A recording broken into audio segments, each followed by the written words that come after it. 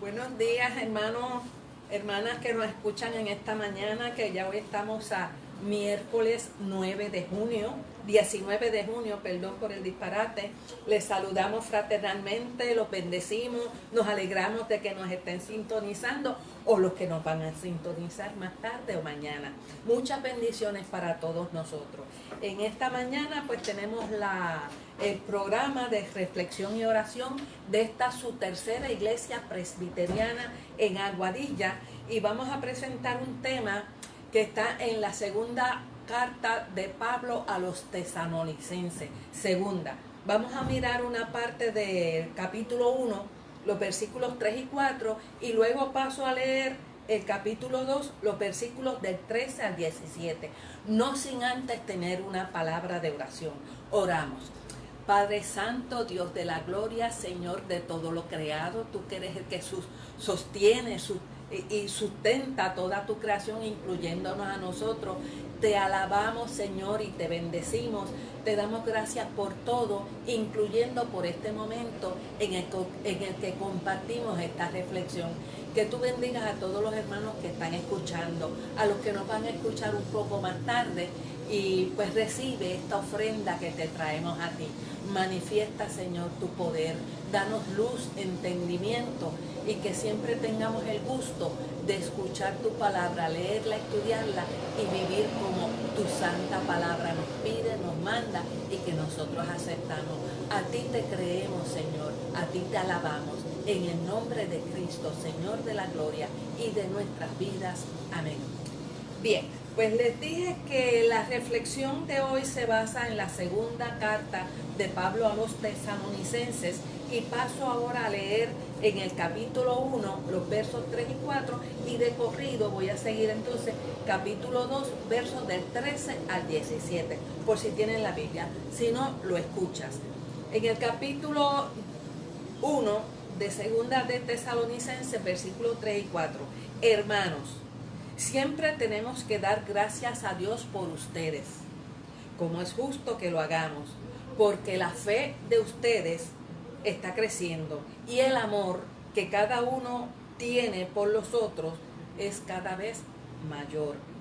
De modo que nosotros mismos hablamos de ustedes con satisfacción en las iglesias de Dios, por la fortaleza y la fe que ustedes muestran en medio de todas las persecuciones y aflicciones que sufren.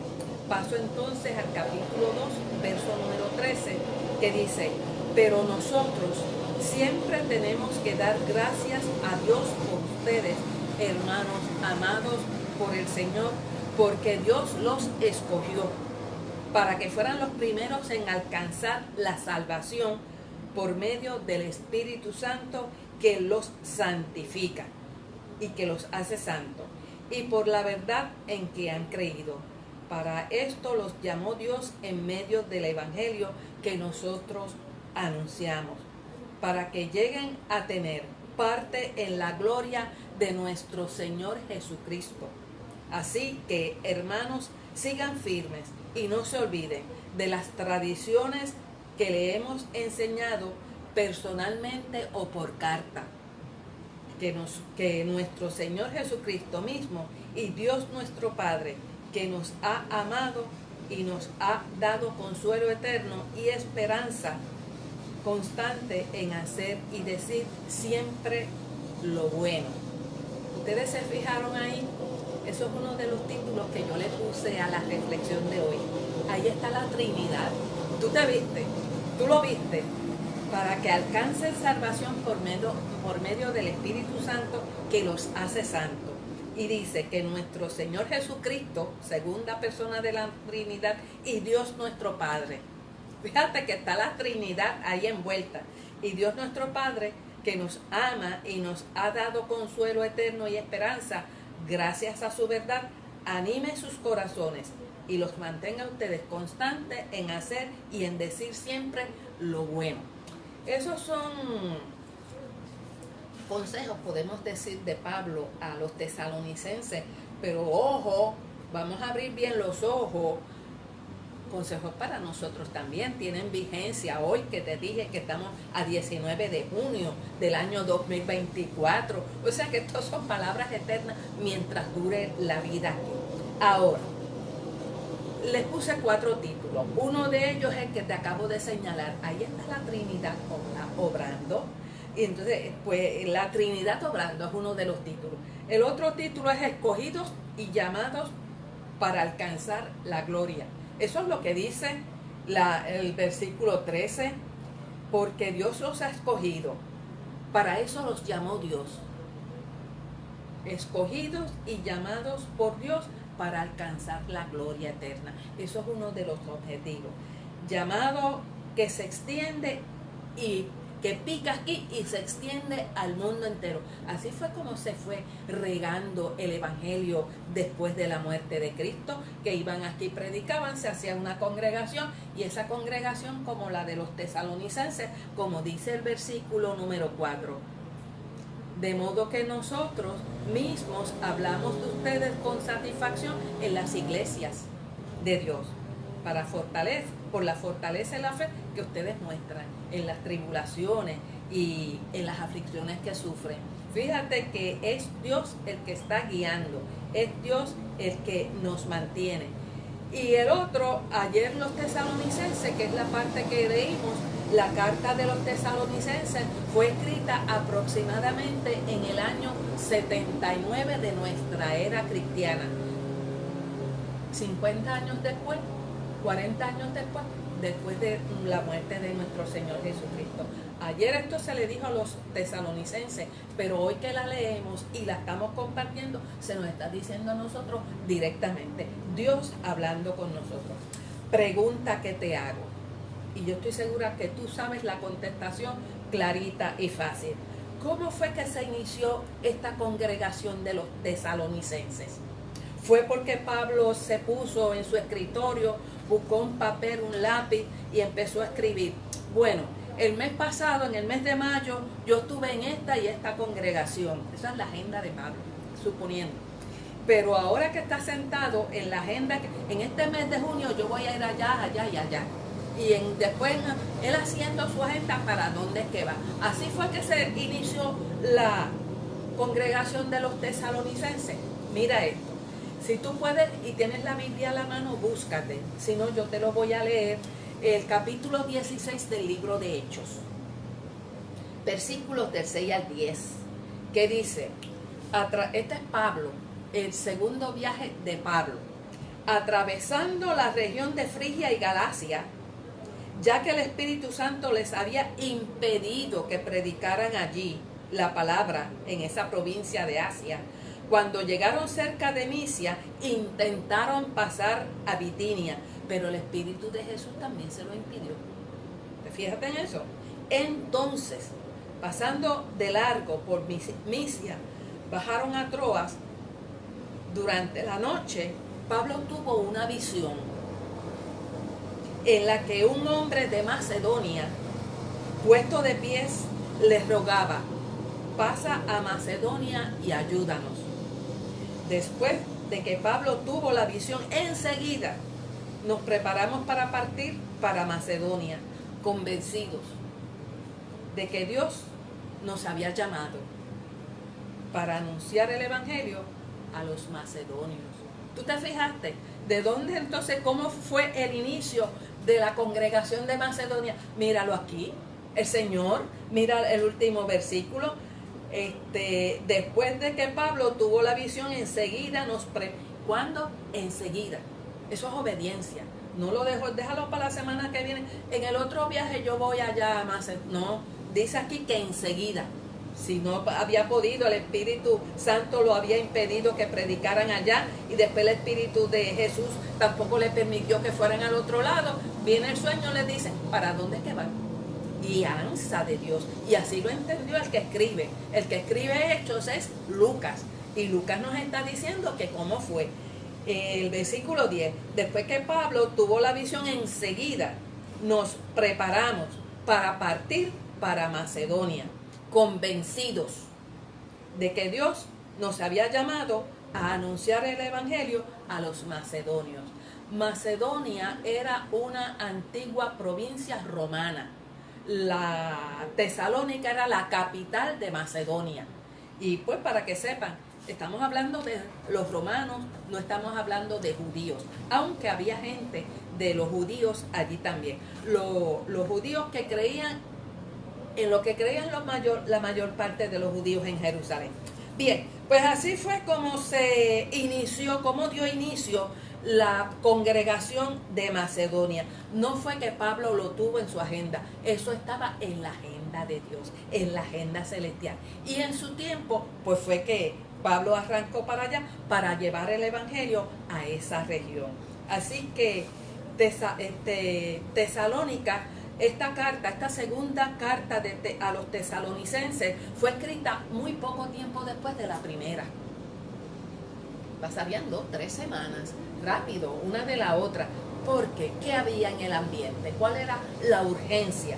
Pues porque los tesalonicenses tenían unos miedos adentro, en su mente, unas inquietudes, unas dudas, unas preguntas, unos temores de cómo ellos estaban haciendo como hijos de Dios y como cristianos. ¿Lo estamos haciendo bien?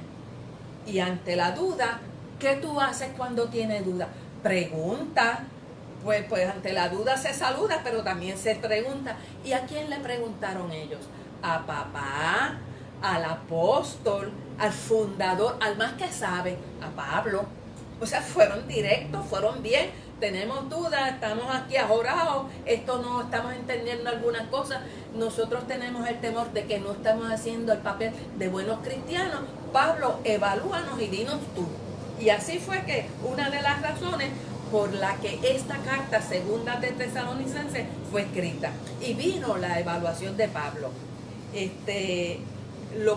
Me imagino que los tesalonicenses, yo no sé cómo fue la carta que ellos le mandaron a Pablo, pero yo me imagino que podrían decirle: Pablo, ¿estamos dando el grado de cristianismo que se requiere? ¿O cómo estamos? ¿Estamos bien? ¿Estamos mal? El que puede decirnos eso eres tú.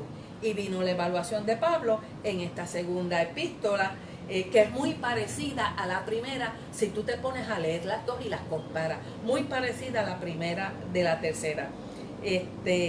Porque y viene entonces, y Pablo le escribe esto que acabamos de leer en el capítulo 1. Mira cómo la evaluación está ahí. Y tú te vas a fijar, Pablo los evalúa, le dice: tienes que mejorar acá. Nadie es perfecto, es lo que primero que nosotros sabemos. Todos estamos llenos de imperfecciones, pero tenemos la sinceridad delante del Señor, la misma sinceridad que tenían los tesalonicenses. Si hay algo que estamos haciendo mal, Pablo, dilo, porque nosotros lo corregimos. Nosotros somos sinceros delante del Señor, pero necesitamos tu orientación. Y dice en segunda de Tesalonicenses, primer capítulo, el verso 3, hermanos, Pablo ya contestando la carta: siempre tenemos que dar gracias a Dios por ustedes. ¿Cómo es justo que lo hagamos? ¿Por qué? Porque la fe de ustedes está creciendo. Eso es una evaluación buena o mala. Tú y yo decimos una buena evaluación, porque la fe de ustedes está creciendo. Cuando vimos en la primera que más o menos se parece por la fe de ustedes, pero aquí dice la fe de ustedes está creciendo. O sea, evolucionó y están bien. Y porque la fe de ustedes está creciendo. Y lo segundo, y el amor que cada uno tiene los unos por los otros es cada vez mayor. ¿Qué evaluación es esa? Pues una evaluación favorable, buena, satisfactoria, y no se queda ahí que la fe y el amor van creciendo, sino que él los usa de modelo cuando está predicando en otras iglesias, en otras congregaciones, en otras regiones. Mira cómo lo dice, ya lo leímos, pero lo vuelvo a leer: de modo que nosotros mismos hablamos de ustedes con satisfacción. Si no tuvieran satisfacción, no hablaban de ellos, para decir cosas buenas. Por tanto, esa evaluación es una evaluación muy satisfactoria, muy buena, tranquilizadora. Eso es, le dio buenas notas. De modo que nosotros mismos hablamos de ustedes con satisfacción en las iglesias de Dios. Está en plural, las iglesias de Dios, por la fortaleza y la fe que ustedes muestran en medio de toda persecución, en medio de las aflicciones que ustedes sufren. Una iglesia modelo. ¿Estamos bien? ¿Por qué estabas bien?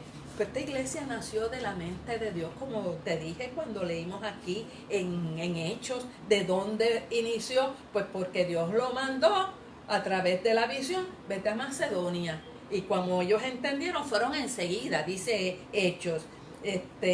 Después de que Pablo tuvo la visión, enseguida nos preparamos para partir hacia Macedonia, convencidos de que Dios nos había llamado a anunciar el evangelio a los macedonios.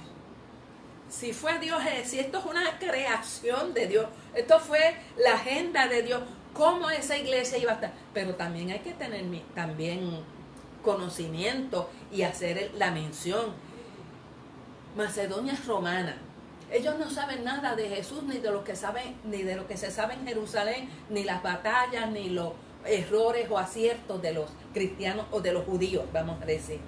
Ellos no saben nada, ellos son ajenos a todo eso. Y Pablo viene con una predicación. Como en la primera carta, pues ya vimos, en estos versículos 3 y 4, Pablo les está echando flores, está hablando bien, los está evaluando muy bien. Y pues eso es bueno. Los judíos y los romanos no aceptaron la doctrina que Pablo fue a predicar. No aceptaron el mensaje, no aceptaron el evangelio que Pablo fue anunciándole.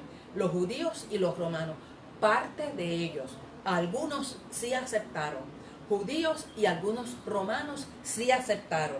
Los judíos y los que no aceptaron la doctrina que Pablo había venido predicando. ¿Cuál es la doctrina que Pablo predica? Pues lo mismo que nosotros creemos hoy día, en junio del 2024, que hay un solo Dios, que ese Dios tiene un hijo que se llama Jesús, que Jesús nuestro Salvador es Dios, y que Jesús fue crucificado, muerto, sepultado, al tercer día resucitó de entre los muertos. Y yo, imagínate a los romanos, ¿de qué habla este señor? Pero ¿qué dice? Eso nosotros no lo habíamos oído antes, que al tercer día resucitó de entre los muertos, y que ese Jesús que fue crucificado, muerto, sepultado, que resucitó, subió a los cielos. Y ahora mismo, nosotros, tú y yo hoy en junio del 2024, sabemos que nuestro Señor Jesucristo está en las regiones celestiales, obrando por cada uno de nosotros en bendición y en salvación. Y que algún día este Señor Jesús, que Pablo dice que para nosotros es el Salvador, regresará. Eso es lo que Pablo estaba predicándole a los romanos cuando fue allí a Tesalónica. Mensajes del todo nuevo. Ellos no habían nunca oído, o si acaso una cosa aislada una de las otras, que no hacían el empate para el entendimiento. Ahora que Pablo le lleva todo el mensaje completo, ellos se confunden. Y que ese Señor Jesús, que es nuestro Salvador, el tuyo y el mío, de que estamos hablando hoy, regresará, reunirá a su pueblo y seremos un solo redil. Y que estaremos disfrutando de la gloria de Dios, de la salvación y de la vida eterna. Ese mensaje es nuevo. Toda esa predicación era totalmente ajena a los conocimientos y a la enseñanza que los romanos tenían. Para ellos, el emperador era Dios. Era divino, el emperador romano, el que estuviera de turno, era divino. Y al emperador ellos adoraban. Ellos eran politeístas, tenían muchos dioses. Y viene Pablo a decirle que hay un solo Dios. Pues ellos dicen, espera, ven acá. Nada de eso te lo vamos a aceptar. Ellos eran politeístas, como dicen, y Pablo con un solo Dios, pues no cuadraba los conocimientos de ellos. Pablo viene enseñando que hay un solo Dios y que tiene un hijo, y que ese hijo que se llama para nosotros Jesús, el que murió por nosotros, es el mediador entre Dios y nosotros los seres humanos. Todas esas cosas ellos no lo sabían. Los romanos dicen, yo te voy a creer eso. Eso no es verdad, pero ¿qué es eso que este hombre está diciendo? Eso nosotros no lo aceptamos. Y no se lo vamos a permitir. Y vamos a hacer un plan. Nosotros vamos a hacer un plan de acción. Porque eso que este señor está predicando nos está confundiendo.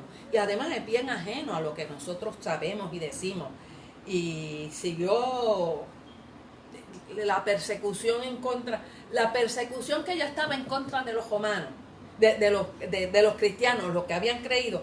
¿Cuál fue el razonamiento y cómo fue la solución de problemas que usaron los romanos en contra de Jesús? Vamos a meternos en la escena. Vamos a imaginarnos que estamos allí o que somos parte del grupo de los romanos que están haciendo el plan para ajustar a Pablo, porque estás diciendo toda esa sarta de cosas que nosotros no habíamos oído antes, pero que tampoco te estamos aceptando, Pablo. Vamos a silenciar este movimiento. Y tiene que ser inmediatamente. Nosotros no podemos dejar que esa gente siga predicando y que hoy hay 20 en la congregación y cuando vayamos hay 40 y después hay 100 y después hace una congregación allá y entonces son 2 y se nos va a complicar las cosas. Antes de que tomen fuerza, antes de que nos den la sorpresa a nosotros, vamos a apagar este fuego ahora, que no se siga extendiendo. Lo apagamos ahora que es chiquito, que se nos hace fácil. De un zapatazo que le demos, ya lo tenemos. Un fuego que hay que apagar. Después es tarde. Si nosotros no hacemos eso, imagínate que estamos en el grupo de las personas que están discutiendo y formando el plan para parar a esta gente. Después, en vez de un problema, vamos a tener un problemón. O sea, más grande. Los problemas se atajan a tiempo. Cuando son chiquitos, al principio, cuando empiezan. Después, ¿sabes? Que se nos va a hacer más difícil, más tiempo, y vamos a tener que actuar con más rigurosidad. Pues así las cosas, los romanos y los judaizantes poniéndose de acuerdo de cómo van a hacerle frente al cristianismo, así las cosas, y las cosas como son, los romanos están solucionando las cosas a su manera, a la manera romana, a lo que ellos están allí cuadrando, pero los cristianos también están solucionando sus problemas a su manera, muy diferente. ¿Cómo lo están solucionando los cristianos? Escriben una carta a Pablo. Y Pablo, que no podía venir porque lo sacaron en la primera epístola al mismo principio, so pena de muerte, si no te vas te matamos, y tuvieron que hacer allí un arreglo para sacar a Pablo como pudieron, de noche, escondida. Vete, Pablo, no te quedes aquí porque te van a matar, y allá hay más mundo que tú tienes que evangelizar. ¿Para qué vas a morir allí? ¿Quién va a evangelizar? Y pues los salvaron de que los mataran antes de que le dieran una buena carga de fuerte, de pedrada, y de insultos físicas y mental y de palabras. Pues así los cristianos solucionaron, escribieron la carta a Pablo. La persecución sigue, esta gente está encima de nosotros, nos está respirando encima, no nos dejan y tenemos miedo, y pues ahí hay un romano y nos está mirando mal Pablo. Pues en esta segunda carta Pablo le manda la evaluación. Eso que leímos, la fe de ustedes está creciendo, el amor entre ustedes es cada vez mayor. Nosotros los usamos a ustedes como modelo de una iglesia, modelo son ustedes, y nosotros los estamos usando para darle ánimo a las otras iglesias. Pues en esa evaluación los evalúa muy bien. Si nosotros estuviéramos en la escuela y el maestro o la maestra nos estuviera evaluando y nos dice eso, pues nos está dando puntos a favor de nosotros en esa clase, una muy buena evaluación. En esa evaluación ellos cogen ánimo, porque la intención de Pablo es animarlos, los anima, los refuerza y los tranquiliza, les aclara dudas, les ilumina la mente de forma espiritual, les da luz del entendimiento, les da la dirección espiritual que ellos necesitan en medio de la oposición y en medio de los malos ratos que los están haciendo pasar los romanos que no aceptaron el evangelio que trajo Pablo. Pablo los usa, como le dijimos, como modelo para que otros creyentes hagan lo mismo. ¿Qué es lo mismo? Que se mantienen firmes, perseverando, permanezcan, como dice el versículo 13, la primera parte, que ustedes alcancen la salvación y para que sean salvos y para que permanezcan en la verdad en que han creído. Versículo 13 del capítulo 2. Para que prosigan el blanco del soberano llamamiento. ¿Quién es el blanco del soberano llamamiento? Para los tesalonicenses, para ti que me escuché y para mí, es Jesucristo. Para que prosigamos a Jesucristo, para que nada nos aparte del amor de Jesús. Esto es perseverancia en la fe. Ahora, Si nosotros abrimos aquí un espacio para hablar de lo que es la fe, como le dice Pablo aquí, la fe de ustedes va en aumento. ¿Qué es la fe? Bueno, para repasar y refrescar nuestros conocimientos de la fe. Los romanos, los tesalonicenses están creciendo en la fe más que en la primera carta. Pues está creciendo en la fe. La fe es un tema básico, es un tema central. La fe es un tema importante en la vida de todo cristiano, de ti y de mí, hoy y mañana, hasta que Jesucristo venga por nosotros. La fe es central, es básica, es más un estilo de vida. Como yo soy, como yo me comporto, como yo vivo. La fe es una forma de ser, y es una forma de cómo yo hago las cosas, de cómo yo me enfrento a las cosas buenas y cosas malas, cómo yo soluciono los problemas por mi fe. No es meramente memorizar textos bíblicos, no es un nivel alto intelectual. Las dos cosas son buenas, las dos cosas, ojalá que tú y que yo las tengamos, que podamos memorizar todo, las dos cosas son buenas, pero la fe va más allá de eso. La fe, la verdadera fe es la que mostraron los tesalonicenses en medio de las tribulaciones. Los tesalonicenses manifestaron una fe la demostraron en la práctica. Cuando le escriben a Pablo, Pablo sabía, pues porque siempre hay un correo personal. Tú sabes cómo era el correo de antes. Uno estaba allá, iba, llevaba, y que recibía preguntaba, ¿cómo están las cosas en Tesalónica? Pues allá las cosas, está la persecución, pero ellos siguen para adelante, Pablo. Por fe se consigue la remisión de pecados, el perdón de los pecados, se consigue la justificación, se consigue la santificación. Mira que aquí, que le dice en el capítulo 2, porque Dios los escogió para que fueran los primeros en alcanzar la salvación por medio del Espíritu Santo, que los hace santos ustedes. Por fe se consigue la santificación, se consigue la entrada cerca de Dios. Por fe se consigue la salvación, por fe se consigue y se alcanza la vida eterna, se consigue las promesas que Dios le hace a su pueblo, por fe se consigue el reposo eterno. Todas esas cosas están dentro del concepto de la fe.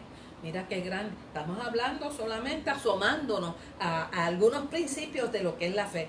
La perseverancia en la fe incluye cómo tú piensas y cómo pensamos. ¿Cómo hablamos? La fe incluye cómo yo hago las cosas, cómo yo planifico, cómo yo hago mis proyectos, cómo yo llevo a cabo mis planes. ¿Por qué? Porque siempre estoy pensando, primero, Dios, estoy haciéndolo bien, esto a ti te agrada. Los tesalonicenses mostraron ese tipo de fe y Pablo lo sabe. Por lo que te digo, siempre estaba pendiente, aunque en la distancia, con el movimiento de personas que Pablo sabía a quién preguntarle. Y le preguntaban y se sentaban a hablar. Y Pablo, pues cuando le escribe, le está diciendo estas cosas. También, de momentos también, aún a pesar del preseo de los romanos, mantuvieron su fe, manifestaron su fe cuando estaban en la rueda de abajo. Cuando estaban contra viento y marea, cuando estaban cogiendo palos, insultos y persecución de parte de los romanos, que ellos se daban cuenta que allá hay un grupo de romanos, nos están velando, y aquellos también están mirándonos mal, estaban pendientes, estaba la persecución encima, a pesar de que estaban contra viento y marea, a pesar de la persecución que nunca cesó, a pesar de que en los momentos malos, en los momentos de crisis, en los momentos de peligro, ellos mantuvieron su fe viva, firme, sólida, saludable.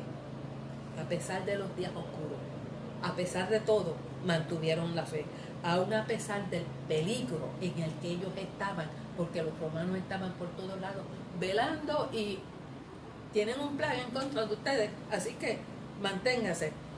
No aflojaron los tesalonicenses, no aflojaron ni un 16, ni una mínima parte. Siguieron firmes. Y ahora que Pablo los está evaluando bien, más valor cogen, más envalentonamiento. Se aferraron a la verdad. ¿A cuál verdad?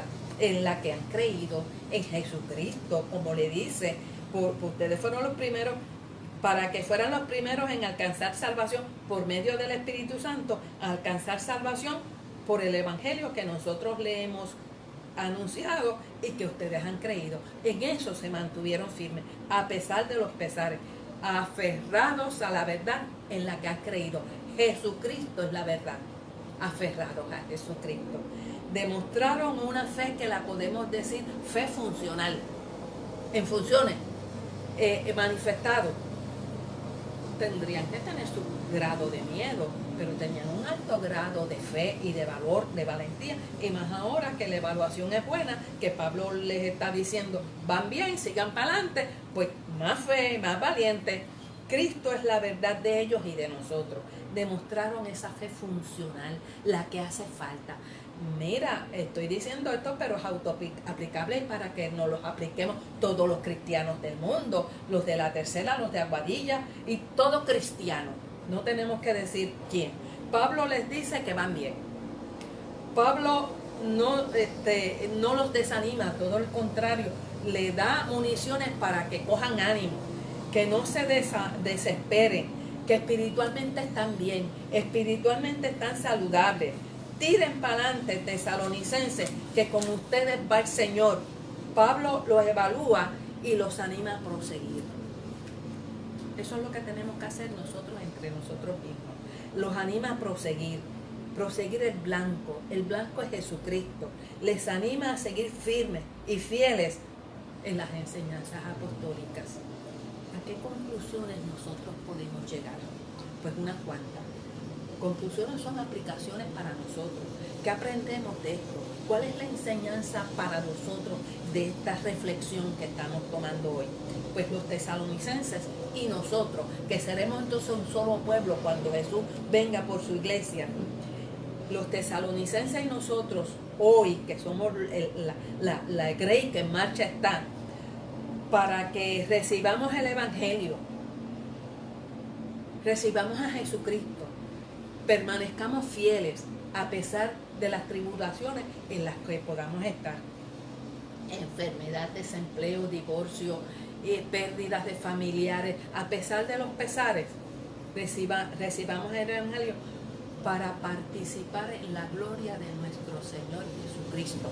Esa es la primera enseñanza grande también para permanecer y participar firmes y fieles y algún día alcanzar la gloria de nuestro Señor Jesucristo, que ya la estamos disfrutando, si tú te fijas y la pones bien.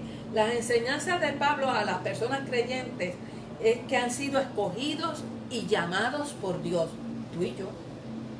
Yo no vine aquí por mis pies, yo vine aquí porque me trajo Jesús, y tú también estás escuchando porque te interesa Jesús, porque Él te llamó y te seleccionó. Te escogió Él a ti y tú le respondiste a Él. Nosotros, tú y yo, le hemos respondido a Él. Las enseñanzas de Pablo es que las personas creyentes estamos en su camino porque Él nos escogió, porque Él nos llamó.